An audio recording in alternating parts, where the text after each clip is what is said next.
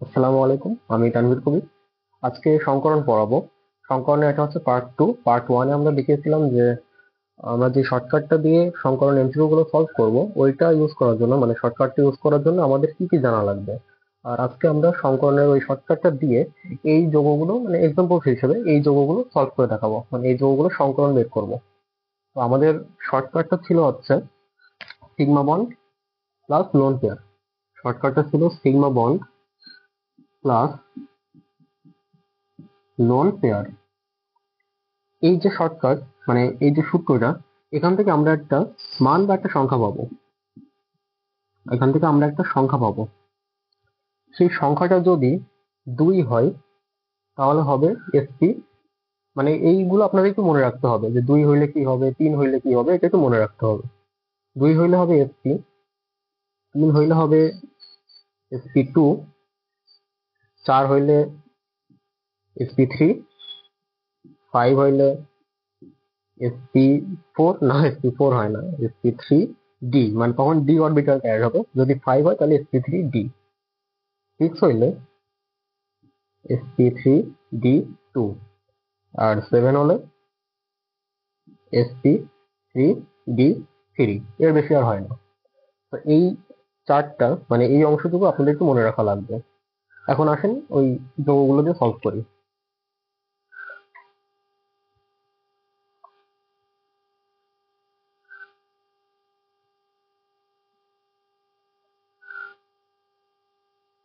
আচ্ছা, প্রথমে আছে H2O। প্রশ্ন আসবে এইভাবে যে H2 এর সংকরণ কোনটি, নিচের কোনটি H2 এর সংকরণ। তখন এভাবে বের করবেন। H2 এখানে শেষ, এখানে সেন্ট্রাল অ্যাটম কোনটা, কেন্দ্রীয় পরমাণু। এখানে অক্সিজেন হচ্ছে কেন্দ্রীয় পরমাণু। অক্সিজেনের ভ্যালেন্স শেল, মানে ভ্যালেন্স শেষ কক্ষপথে, শেষ কক্ষপথে ইলেকট্রন সংখ্যা কয়টা? অক্সিজেনের পারমাণবিক সংখ্যা 8, তাই শেষ কক্ষপথে ইলেকট্রন হবে 6টা। এবার শেয়ার করছে কে? শেয়ার করছে হাইড্রোজেন। শেয়ারকৃত ইলেকট্রন সংখ্যা, হাইড্রোজেন শেয়ার করছে 2টা গুণ, শেয়ার করছে 2টা গুণ হাইড্রোজেনের যোজনী। যোজনী হচ্ছে 1। এবার এই দুইটা বিয়োগ করব, মানে বিয়োগ করলে কি পাবো? গত ক্লাসটা করলে বুঝবেন। Loan pair electron, loan pair electron হিসাব করার জন্য শেষ কক্ষপথের শেষ শক্তি স্তরের ইলেকট্রন থেকে শেয়ারকৃত ইলেকট্রনটা বাদ দিলে যেটা পাবো সেটা হচ্ছে লোন পেয়ার ইলেকট্রন। মানে 6 থেকে 2 বাদ দিলে পাচ্ছি 4। এখন লোন পেয়ার, আমাদের শর্টকাটটা ছিল হচ্ছে sigma bond plus lone pair, not loan pair electron. আমরা এখানে পেয়েছি লোন পেয়ার ইলেকট্রন 4টা। তাহলে লোন পেয়ার কয়টা? 4টা। তার মানে 2 জোড়া হলে 4টা হয়। তাহলে লোন পেয়ার 2টা। আর সিগমা বন্ড কয়টা H2O তে? এখানে সিগমা বন্ড হচ্ছে এই যে 2, সিগমা বন্ড 2টা। মানে জিনিসটা হচ্ছে এরকম, কোথায় দেখো, এখানে দেখেন, এই অক্সিজেন আর তার 2 হাতে 2টা হাইড্রোজেন, এই 2টা হচ্ছে সিগমা বন্ড। তাই 2 আছে, মানে এত কিছু তো লেখার সময় নেই, 2 আছে, তাই সিগমা বন্ড 2টা। তাহলে এই হচ্ছে 2। এখন এই দুটা যোগ করে দিব, কারণ ওই যে sigma bond plus lone pair, এই দুটা যোগ করলে সংকরণ পাবো। 2 আর 2 যোগ করলে হয় 4। এখন দেখেন এই 4 কি মিন করে? 4 মিন করে হচ্ছে sp3। তাহলে H2O এটা সংকরণ হবে sp3। জাস্ট এরকমই। এটা তো আমি জাস্ট বুঝাই বুঝাই সলভ করলাম, তাই এরকম মানে টাইম লাগছে। পরীক্ষা হলে যখন সলভ করবেন, প্র্যাকটিস করতে করতে এটা, এইটা লেখাও লাগবে না, এটা মনে মনে করতে পারবেন। তখন দেখবেন যে 5-6 সেকেন্ডের মধ্যে একটা সংকলন হয়ে যাচ্ছে। আচ্ছা, এবার NH3।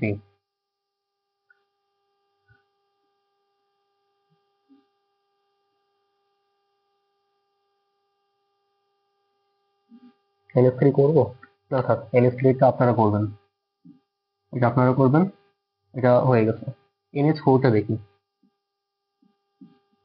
NH4 plus. এখন এখানে কেন্দ্রীয় পরমাণুকে নাইট্রোজেন, তাহলে নাইট্রোজেনের ভ্যালেন্সি, মানে শেষ শক্তি স্তরে ইলেকট্রন সংখ্যা, নাইট্রোজেনের পারমাণবিক সংখ্যা 7, শেষ শক্তি স্তরে 2টা, সরি 5। শেয়ারকৃত ইলেকট্রন, শেয়ার কোষ থেকে হাইড্রোজেন, আচ্ছা সরি, একটা জিনিস ভুল গেছে, প্লাস আছে, প্লাস থাকলে মাইনাস হবে। মানে ভ্যালেন্স, শেষ কক্ষপথে ইলেকট্রন থেকে যদি প্লাস থাকে, তাহলে শেষ কক্ষপথে ইলেকট্রনের সাথে একটা মাইনাস করবেন। যদি এখানে মাইনাস থাকে, মানে যে AO3O4 মাইনাস, এখানে যেহেতু মাইনাস আছে, তাই শেষ কক্ষপথে ইলেকট্রনের সাথে একটা যোগ করবেন। তাহলে এখানে প্লাস আছে, একটা মাইনাস করছে। এবার শেয়ারকৃত ইলেকট্রন সংখ্যা, হাইড্রোজেন শেয়ার করতে কয়টা? 4টা। এই 4 হাইড্রোজেনের যোজনীতে গুণ করতে হবে। মানে শেয়ারকৃত ইলেকট্রন সংখ্যা নির্ণয় করার সূত্র হচ্ছে যেটা শেয়ার করছে, মানে যে কয়টা শেয়ার করছে গুণ তার যোজনী। এর যোজনী হচ্ছে 1। এবার এটা বিয়োগ করা, এখানে 4 আসে আর এখানে 4 একে 4, দুটা বিয়োগ করলে আসছে 0। লোন পেয়ার ইলেকট্রন 0, তার মানে লোন পেয়ারও 0। Lone pair electron 0 means lone pair 0। এখানে সিগমা মান কয়টা? সিগমা মান এই 4টা, সিগমা মান 4টা। এবার এই দুটো যোগ করে দেখেন 4 আসে, 4 মানে হচ্ছে sp3। তাহলে NH4 প্লাস এটারও sp3। আচ্ছা NH4 প্লাস গেল। এবার AO3 মাইনাস, এটা সেম ভাবেই করবেন। এই যে মাইনাস আছে, এই মাইনাস থাকার কারণে শেষ কক্ষপথের যে ইলেকট্রন সংখ্যা তার সাথে একটা যোগ হবে, মাইনাস থাকলে যোগ হবে, প্লাস থাকলে মাইনাস হবে। আচ্ছা এটাও আপনারা করবেন। এবার আসেন এই দুটা, মানে এই তিনটা দেখেন, PCl5টা আগে দেখায়।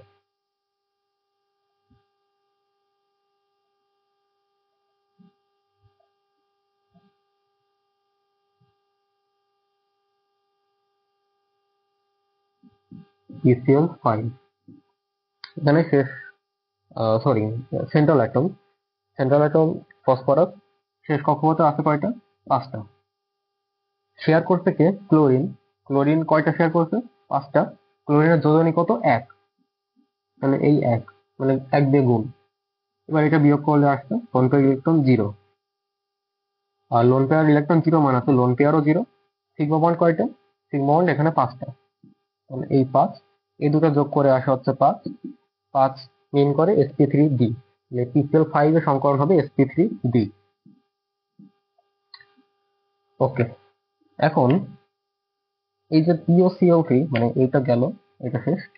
এই যে POCl3 আর এটা একটু অন্যরকম, কারণ এখানে তিনটা, মানে এখানে সেন্ট্রাল অ্যাটম কোনটা একটু একটু দেখার বিষয় আছে। কারণ এখানে সংখ্যা সেম, এখানেও সংখ্যা সেম। আর এইটা একটু বেশি পরীক্ষায় আসে, মানে POCl3। এটা তেমন একটা আসে না।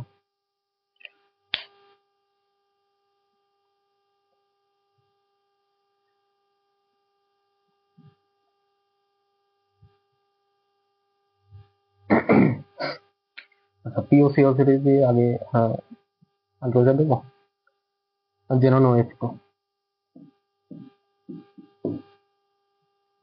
এখন দেখেন এখানে ফ্লোরিন 2টা, জেনন একটা, অক্সিজেন একটা।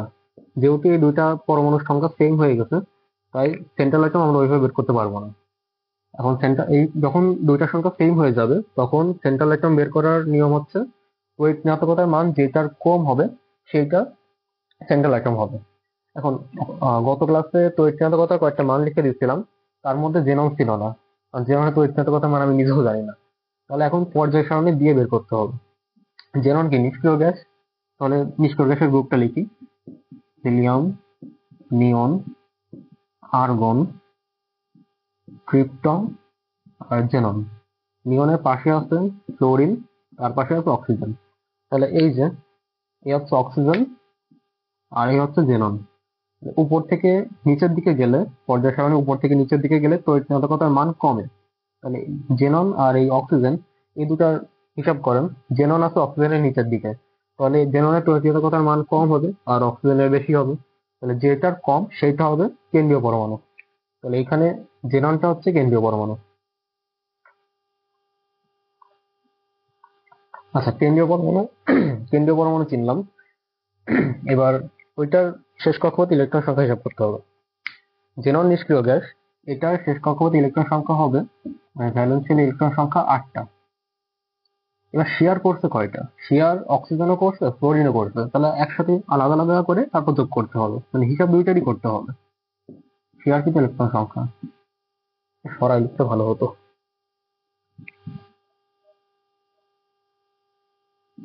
ভ্যালেন্সিয়াল ইলেকট্রন 8টা, শেয়ার কিন্তু ইলেকট্রন। আচ্ছা আগে অক্সিজেনেরটা হিসাব করি।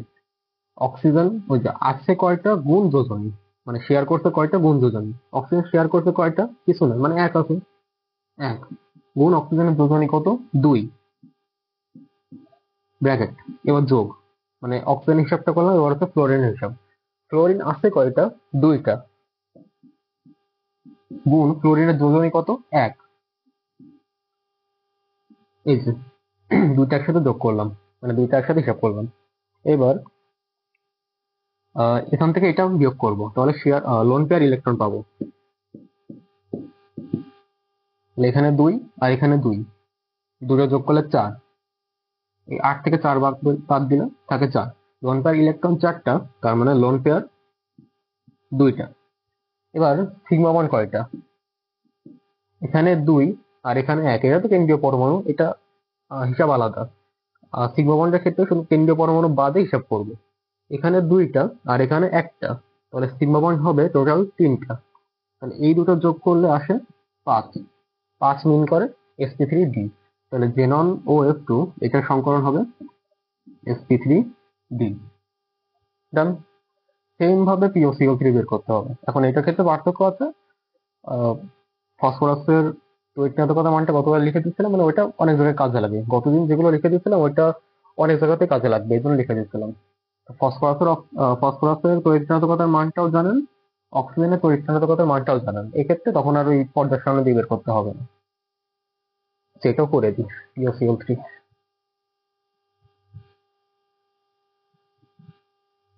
এই একটু তাড়াতাড়ি করছি দেখেন। POCl3, এটা শেষ কক্ষ, সেন্ট্রাল অ্যাটম ফসফরাস, মানে ভ্যালেন্স শেলে আছে 5টা। আপনারা একটা কাজ করতে পারেন, ভিডিওটা পজ করে নিজেরা চেষ্টা করবেন। শেয়ারকৃত ইলেকট্রন অক্সিজেন শেয়ার করছে 1টা গুণ যোজনী, যোগ ক্লোরিন শেয়ার করছে 3টা গুণ যোজনী। এবার এখান থেকে বিয়োগ করবেন, 3 একে 3, 2 একে 2, যোগ করলে 5, 5 থেকে 5 বাদ দিলে 0। তাহলে লোন পেয়ার ইলেকট্রন 0 মানে লোন পেয়ারও 0। এবার সিগমা বন্ড 3, সরি 3, মানে এটা তো সেন্ট্রাল অ্যাটম, তাহলে এইখানে অক্সিজেন 1টা, ক্লোরিন 3টা, তাহলে 2টা মিলে 4টা, তাহলে সিগমা বন্ড টোটাল 4। এই দুটা যোগ করলে আসে 4, 4 হলো sp3। তাহলে POCl3 এটা হবে sp। এই তো, এটা ছিল হচ্ছে অজৈব যৌগের সংকরণ। এটা ছিল অজৈব যৌগের সংকরণ। সংকরণ মূলত 3টা টাইপের হয়, একটা হচ্ছে অজৈব যৌগের সংকরণ, একটা জৈব যৌগের সংকরণ, আর একটা হচ্ছে জটিল যৌগের সংকরণ। এখন একটু পরে, মানে এটার শেষে জৈব যৌগের সংকরণটা দেখাবো, আর এর পরের পার্টে মানে পার্ট 3তে জটিল যৌগের সংকরণ, বন্ধন কোণ, আর হচ্ছে আকৃতি, এই 3টা জিনিস দেখাবো। তো আসেন এবার জৈব যৌগের সংকরণটা শুরু করি। আচ্ছা, এবার আমরা জৈব যৌগের সংকরণটা দেখবো। জৈব যৌগের সংকরণের ক্ষেত্রে মানে আগে শর্টকাটটা দিয়ে জৈব যৌগের সংকরণটা হবে না, ওটা শুধুমাত্র অজৈব যৌগের সংকরণের ক্ষেত্রে। জৈব যৌগের সংকরণের ক্ষেত্রে একটা জিনিস মনে রাখবেন, মানে যে কোনো সংকরণের ক্ষেত্রে মেইন জিনিসটা হচ্ছে সিগমা বন্ডই সংকরণ ঘটায়। তো সিগমা বন্ড সংকরণ ঘটায়, এটা জৈব যৌগ মানে সকল জৈব যৌগের ক্ষেত্রে এইটা দিয়ে সলভ করা যাবে। আর এটা একটু মনে রাখবেন, 2 থাকলে sp3 থাকলে sp2, আর 4 থাকলে sp3। মানে এটা একটু আগে যেটা লিখে দিয়েছিলাম সেটাই। আরেকটা জিনিস মনে রাখতে হবে, সিঙ্গেল বন্ড থাকলে মানে কার্বন কার্বন সিঙ্গেল বন্ড থাকলে sp3, যদি ডাবল বন্ড থাকে মানে কার্বন কার্বন ডাবল বন্ড থাকে তাহলে sp2, যদি ট্রিপল বন্ড থাকে, ট্রিপল বানান একটা ভি না দুইটা ভি ভুলে গেছি, ট্রিপল বন্ড থাকলে sp। এই 3টা জিনিস মনে রাখতে হবে জৈব যৌগের সংকরণের ক্ষেত্রে। এখন দেখেন single bond, double bond, triple bond, এটা মানে কি?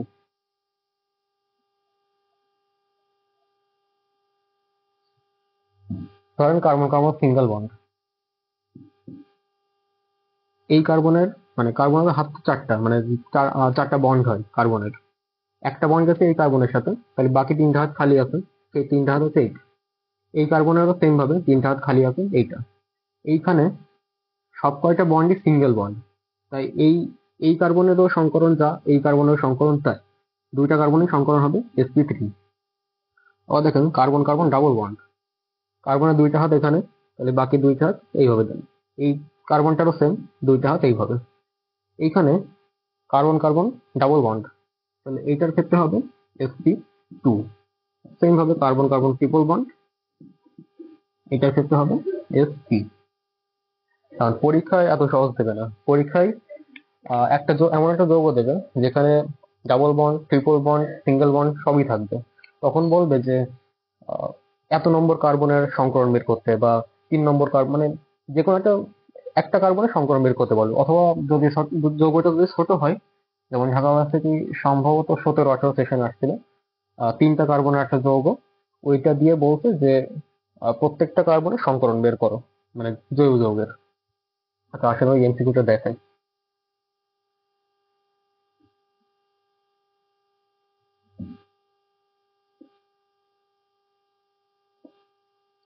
তো ওই এমসিকিউটা দেখানোর আগে CH4 এটা ওই শর্টকাট দিয়েও সলভ করতে পারবে, আবার যেহেতু এটা একটা জৈব যৌগ, তাই জৈব যৌগের যে সিগমা মান হিসেব করবো এটা দিয়ে সলভ করতে পারবেন।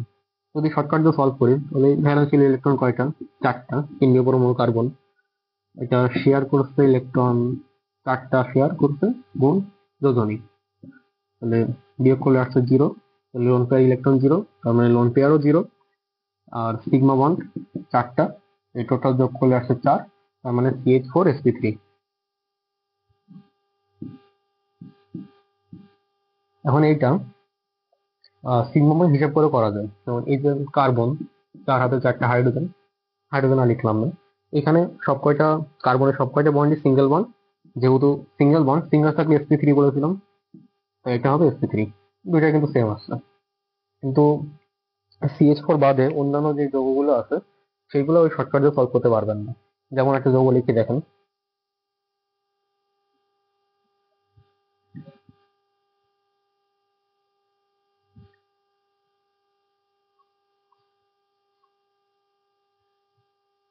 আচ্ছা ওইটাই লিখি, ঢাকা ভার্সিটিতে আসছিল CH3CH, CH3CH double bond CH2। এটা আসছে DU 16 না 17-18, এটা আসছে DU 17-18 সেশনে। প্রশ্নে বলছে যে এই যৌগটার সংকরণ দেখো, মানে প্রত্যেকটা কার্বনের সংকরণ। তাহলে দেখেন, এটা যদি ভেঙে লিখি, পরীক্ষা হলে তো আর ভেঙে লেখার সুযোগ পাবেন না, তখন মনে মনে হিসাব করবেন। এই কার্বনের 3টা হাইড্রোজেন, 3টা দিলাম। এই বন্ডটা, মানে এই কার্বনের যে এই বন্ড, সেটা আছে পরের কার্বনের সাথে, মানে এই বন্ডটাই পরের কার্বনের সাথে। এই কার্বনটার একটা হাইড্রোজেন আছে, আর বাকি 2টা হাত পরের কার্বনের সাথে। এই বাকি 2টা হাত দিলাম পরের কার্বনের সাথে, আর একটা হাইড্রোজেন আছে। তো এই হাইড্রোজেনটা যে কোনো একটা দিলে হচ্ছে, উপরে নিচে একটা দিলেই হয়। আর এই হচ্ছে এই মানে শেষ কার্বন 2টা হাইড্রোজেন। এখন এখানে দেখেন এই কার্বনের 4টা হাতেই মানে সিঙ্গেল বন্ড, তাহলে এটা হবে sp3। এই কার্বনটার এখানে সিঙ্গেল বন্ড, এখানে সিঙ্গেল বন্ড, আর এখানে ডাবল বন্ড। এখন ডাবল বন্ড থাকলে একটা সিগমা একটা পাই। যদি ডাবল বন্ড থাকে তখন ধরেন এটা হয় পাই বন্ড, আর উপরেরটা হয় হচ্ছে সিগমা বন্ড। সরি, এটা হচ্ছে সিগমা বন্ড, মানে যে কোনো একটা সিগমা বন্ড, আর উপরেরটা হয় পাই বন্ড। যদি ট্রিপল বন্ড থাকে তখন এইটা হয় সিগমা বন্ড, আর উপরের 2টা, মানে একটা সিগমা 2টা পাই, একটা সিগমা আর এই 2টা পাই বন্ড।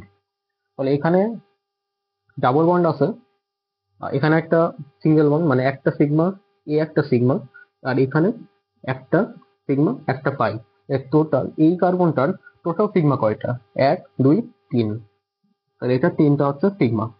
3 থাকলে sp2, তাহলে এই কার্বনটার সংকলন হবে sp2। এবার এর পরের কার্বনটার, এই পরের কার্বনটার ক্ষেত্রে সেম ভাবে এটার যা একদম সেম, এখানে একটা সিগমা, মানে সিঙ্গেল বন্ড, এখানে একটা সিগমা, এখানে একটা সিগমা, এখানে ডাবল বন্ড আছে, একটা সিগমা একটা পাই। এই কার্বনটারও সংখ্যা আসছে 3, 3 মানে হচ্ছে sp2। ব্যাস হয়ে গেল। তাহলে আমরা 3টা, মানে 2টা টাইপের সংকরণ পাচ্ছি, একটা হচ্ছে sp3 আর একটা হচ্ছে sp2 এই যৌগজাত। আহ তো এইগুলো সংকরণটা, মানে এইগুলো ঢাকা ভার্সিটিতে। এরপর আরেকটা আসছে সম্ভবত জগন্নাথে, জগন্নাথ অথবা হাজিদারে মানে যে কোনো একটা অ্যাডমিশনে আসছে, প্রশ্নে বলছে যে কার্বনীয় যৌগের সংকরণ বের করো। প্রশ্ন এই দুই টাইপেরই আসে, হয় বলে যে মানে হয় যৌগটা দিয়ে দেয়, না হলে যৌগের নামটা দিয়ে দেয়। কার্বনিল এর সংকরণ। এখন আপনাদের জানতে হবে যে কার্বনের যৌগটা কি, মানে কার্বনের যে মূলকটা, কার্বনিল মূলকের সংকেতটা কি। কার্বনিল মূলকের সংকেত হচ্ছে এইচ ও, মানে এটা একটা অ্যালডিহাইড। তাহলে এটা এইভাবে লেখা যায়, এই কার্বন এক হাতে হাইড্রোজেন, অক্সিজেনের দুইটা হাত হয় মানে দুইটা বন্ড হয়, তাহলে এই দুইটা বন্ড দিলাম অক্সিজেনের সাথে, আর আরেকটা বন্ড খালি আছে তাহলে এই হাইড্রোজেনের সাথে। এটা হচ্ছে এটার একটু মানে ভেঙে দেখালাম। তাহলে এই কার্বনের সংকরণ কি হবে, এই যে একটা সিগমা, এখানে একটা সিগমা, এখানে দুইটা বন্ড মানে ডাবল বন্ড, তাহলে একটা সিগমা হবে একটা পাই হবে। তাহলে টোটাল সিগমা কয়টা, এই যে প্রথমে বলতে যে সিগমা বন্ডই সংকরণ ঘটায়, এই জন্য আমরা সিগমা কাউন্ট করছি। তাহলে এখানে টোটাল সিগমা কয়টা, এখানে টোটাল সিগমা বন্ড আছে তিনটা, যেহেতু তিন তাই এই কার্বনের সংকরণ হবে sp2। ওকে, আচ্ছা এবার আরেকটা যৌগ দিই যেখানে ডাবল বন্ড ট্রিপল বন্ড সব কয়টাই আছে, যা সম্ভবত রাজশাহীর প্রশ্ন।